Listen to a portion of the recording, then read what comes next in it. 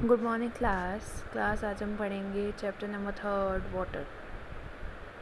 So water होता है पानी, और पानी जो है वो हमारे नेचर का सबसे प्रीशियस मतलब सबसे कीमती गिफ्ट है हमारे लिए। पानी जो है वो अलग अलग फॉर्म्स में 3 अलग अलग फॉर्म्स में पाया जाता है: ice, liquid and vapour. Solid, liquid and gaseous state होता है ये, बट ये हम बड़े होंगे तो हमें पता लगेगा। ठीक है, तो सारे ही जो लिविंग थिंग्स हैं उन्हें वाटर की ज़रूरत है, ह्यूमन हो, एनिमल्स हो या प्लांट्स हो, लेकिन सबका वाटर यूज़ करने का वे अलग अलग है, नीड्स अलग अलग हैं, बेसिसिटी लेवल अलग अलग है। ओके, तो हमें वाटर चाहिए drinking, bathing, cooking, cleaning, washing etcetera. बहुत सारे वेज के लिए हमें वाटर चाहिए। एनिमल्स को चाहिए सिर्फ ड्रिंकिंग के लिए और बाथिंग के लिए, और प्लांट्स को चाहिए अपना खाना बनाने के लिए, और बिना पानी के तो प्लांट्स ग्रो भी नहीं हो सकते, राइट।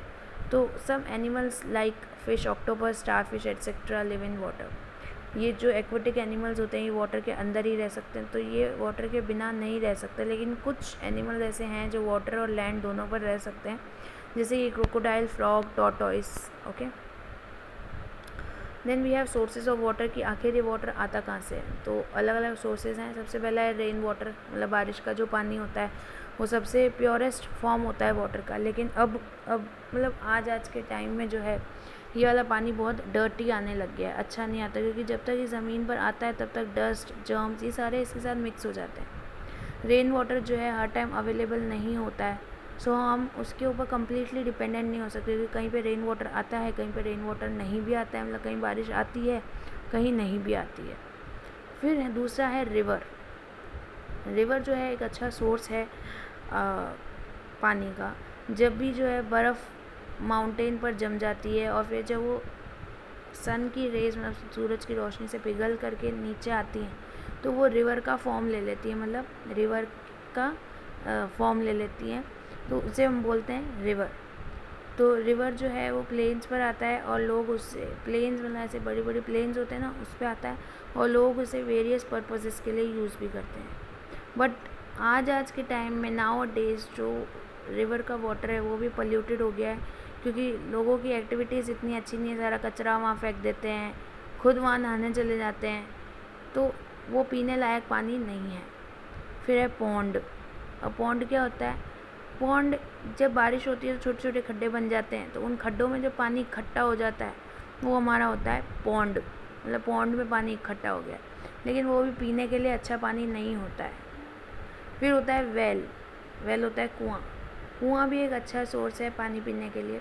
जब रेन वाटर आता है तो क्या होता है कि वो बारिश का जो पानी आता है मिट्टी उसे एब्जॉर्व कर लेती है। फिर क्या होता है कि वो मिट्टी के नीचे जमा होना स्टार्ट हो जाता है, तो इसे हम बोलते हैं अंडरग्राउंड वाटर। फिर जब ये इसमें जमा हो जाती है, फिर जब पानी निकाला जाता है तो ये बहुत सारा फ़िल्टर होके पानी आता है, जैसे सैंड, ग्रेवल, इन सब से फ़िल्टर होके आता है। तो ये यहाँ पर प्योर रहता है, अपने सबसे प्योर फॉर्म में रहता है, शुद्ध पानी होता है। अब कई जगहों पे ऐसा होता है कि लोग बड़े बड़े गड्ढे बनवा लेते हैं और उनमें पानी स्टोर किया जाता है। ऐसे बड़े बड़े गड्ढे बनवा लेते हैं अंडरग्राउंड वाटर को निकालने के लिए, उनमें पानी स्टोर किया जाता है, तो इसे बोलते हैं कुआँ। ये वाटर जो है पीने के लिए, नहाने के लिए और बहुत सारे पर्पस इसके लिए यूज़ किया जाता है। तो अब ये पानी जो है अगर कुएं को अच्छे से किसी चीज़ से ढका हो तभी ये पानी पीने लायक होता है, वरना कुएं में भी बहुत गंदगी जा सकती है। फिर है हैंडपम्प। हैंडपम्प जो है अंडरग्राउंड वाटर निकालने के लिए यूज़ किया जाता है, ये अपन को पता ही है। ये वाला जो पानी है ये एकदम प्योर होता है, क्योंकि अंडरग्राउंड से जितना भी पानी आता है वो 2 लेयर से फ़िल्टर होकर आता है, एक होता है सैंड और एक ग्रेवल। फिर है ट्यूबवेल। ट्यूबवेल भी जो है अंडरग्राउंड प्योर वाटर का ही एक सोर्स है। ये एक होल होता है जो कि मतलब बनाया जाता है अंडरग्राउंड के अंदर, और फिर यहाँ से पानी निकाला जाता है। एक मशीन जो है अंडरग्राउंड में डाली जाती है जो कि वहाँ से फटाफट पानी निकालती है। ये जनरली फार्मर्स के काम आता है। सिटीज़ में जो है लोगों को पानी सप्लाई करने के लिए भी काम आता है। फिर है हमारा ओशन। ओशन जो है वो बहुत, समुद्र होता है ना, तो बहुत बड़ी वाटर बॉडी है और उसमें बहुत सारा पानी रहता है, बट वो पीने के लिए अच्छा नहीं होता क्योंकि वो नमकीन होता है, सॉल्टी होता है, लेकिन वो वाटर साइकिल के लिए अच्छा होता है। ठीक है, तो वहाँ पे जो एक्वेटिक एनिमल्स होते हैं, पानी में रहने वाले एनिमल्स होते हैं, वो वहाँ रहते हैं। ठीक है। अब वाटर साइकिल क्या है? जब बारिश का पानी ज़मीन पे आता है और ज़मीन से वापस आसमान में जाकर बादल बन करके वापस नीचे आता है, दैट इज़ वाटर साइकिल।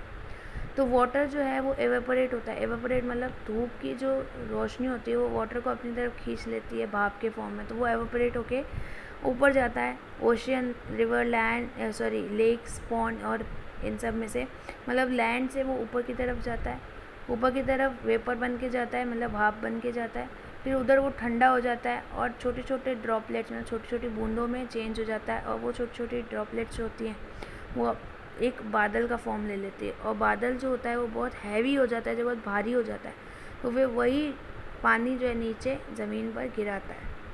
ठीक है। तो अब क्या होता है कि जो हिली एरियाज़ होते हैं, मतलब जो पहाड़ी एरियाज़ होते हैं, वहाँ पर तो ये वाटर स्नो बन के फ्रीज़ हो जाता है, मतलब बर्फ़ बन के फ्रीज़ हो जाता है।